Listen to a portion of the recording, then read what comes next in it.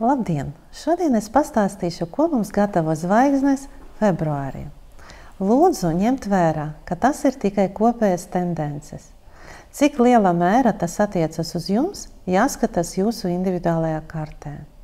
Drīz mums sāksies ūdensvīra mēnesis. Šoreiz tā tiešām var teikt, jo tieši šeit kādu laiku kavēsies vairākas nozīmīgas planētas. Saule, Merkurs, Mars, Venēra un pat Plutons. Pēdējais, kā jūs atceraties, iegāja šeit 21. janvāri un paliks uz ilgu laiku. Ko tas īsti mums dos? Kādas enerģijas nāks no planētām? Plutons, par kuru es jau stāstīju iepriekš, ieies ūdensvīrā un uzturēsies šeit līdz 2. septembrim.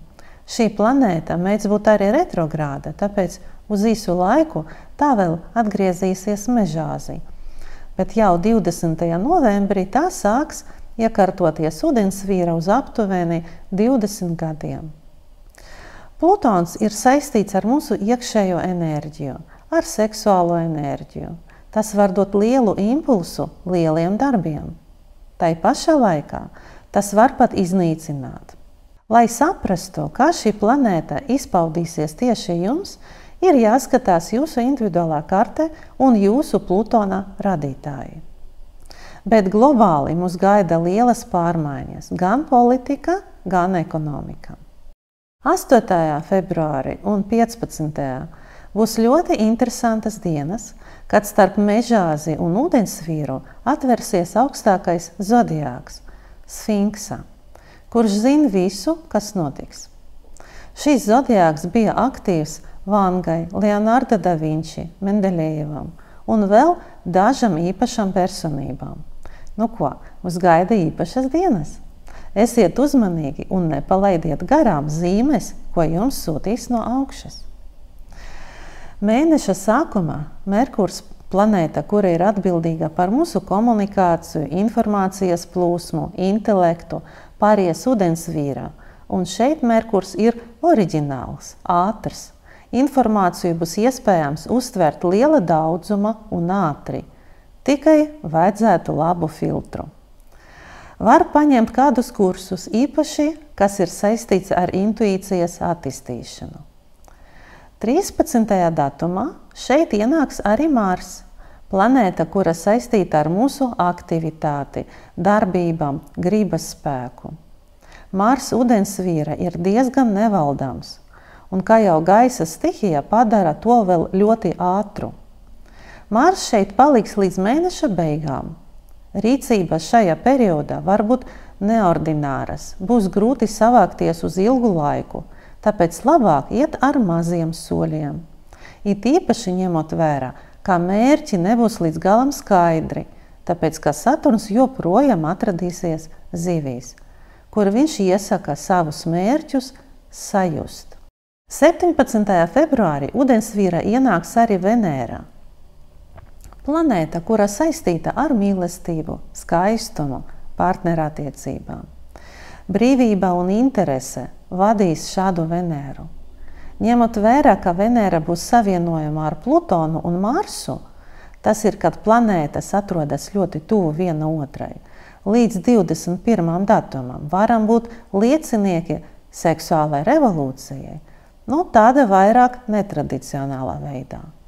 Bet tā, ka Saule jau 19. datumā pāries zivīs, tad izpausme varbūt nebūs tik spilgtā.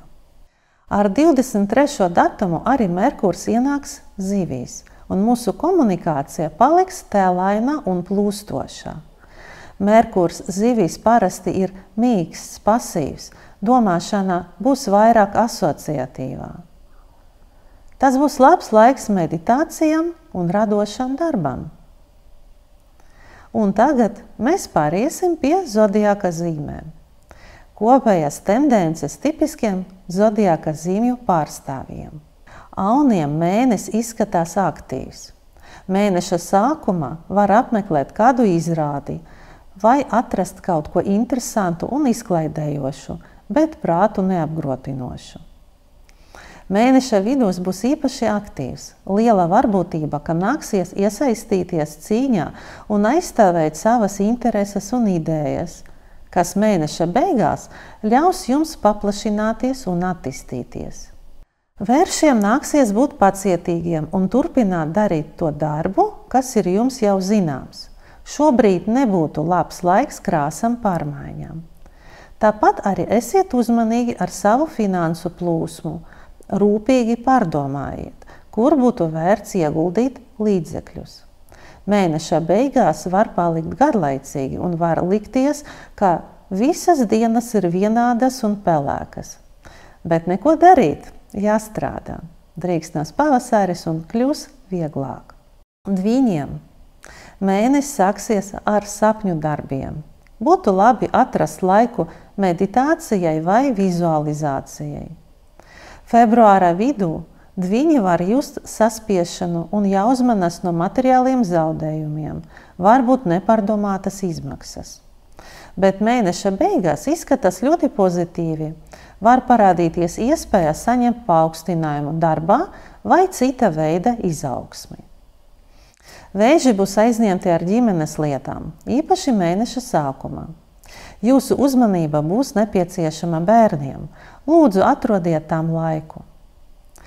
Mēneša vidū jūs būsiet pamanāmi un varēsiet sasniegt visu, ko gribēsiet. No sasniegumiem var pat sareibt galva, var izcelties lepnība un varas kāre. Esiet uzmanīgi, jo mēneša beigās var nokrist no uzceltā piedestāla.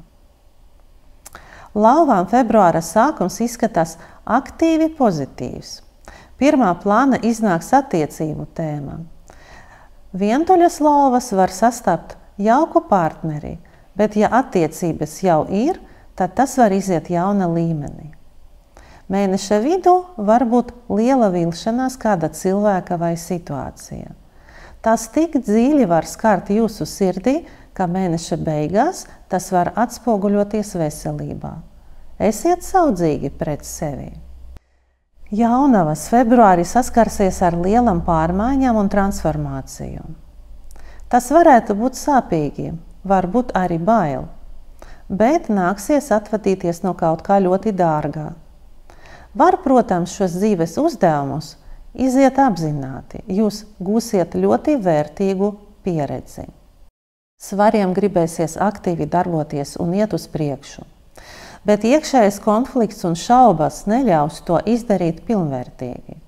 Un gala rezultāta mēneša beigās tas var novest pie lielam pārmaiņām, kas savukārt izraisīs nožēlu un pat atkāpšanos no ieplānotā. Tā kā labāk būtu no paša sākuma doties uz priekšu un bez šaubām. Skorpioniem februāri izskatās ļoti dāsns un piepildīts ar labvēlīgām enerģijām. Varētu paņemt kādus kursus vai kādu interesantu apmācību, bet ne garu. Var būt papildus ienākumi, vai arī kāds var atgriezt parādu. Respektīvi jāgaida dāvanas. Strelniekiem mēneša sākums izskatās mierīgs un kluss, bet februārā vidus un beigas pacelsies ģimenes tēmas. Tas var būt saistīts ar papildus pienākumiem un vajadzēs pieņemt ļoti svarīgu lēmumu. Lūdzu, pirms lēmumā pieņemšanas visu rūpīgi izanalizējiet un pārdomājiet.